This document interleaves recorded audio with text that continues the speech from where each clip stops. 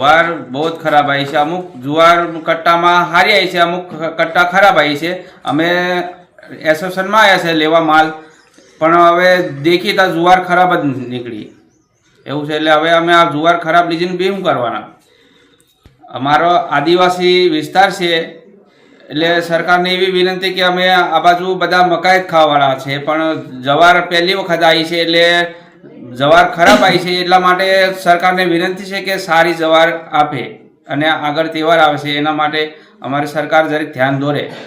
જવાર દળાવીએ તો જવાર બધી કાળી છે એટલા માટે રોટલા કાળા બને, એના અમે હવે રોટલા કાળા ખાઈને બીમાર જ થવાય ને, એટલે સરકારને વિનંતી કે જવાર સારી આપે। રેશન કાર્ડમાં પ્રમાણ 5 કિલોનું છે વ્યક્તિ દીઠ, એમાં 2 કિલો ઘઉં ને 3 કિલો ચોખા આપવામાં આવતા હતા, એની જગ્યા પર આ વખતે 2 કિલો જવાર છે અને 1 કિલો ચોખા આપવામાં આવે છે।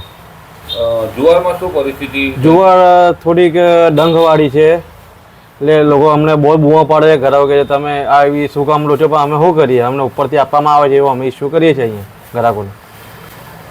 ગ્રાહકો જોડે કેવી ચકમક કરે?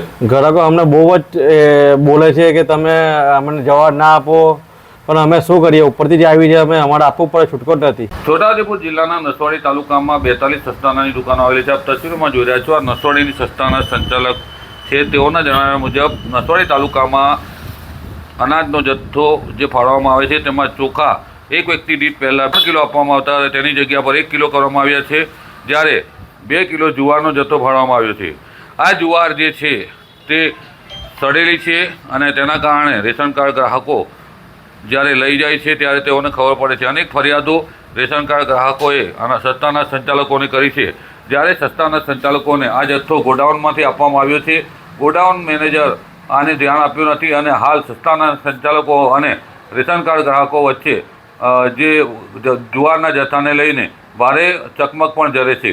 ત્યારે જે ગરીબ લોકોને અનાજ આપવામાં આવે છે તે સડેલું અનાજ આપવામાં આવે છે, તેનો આ વરવો નમૂનો છે।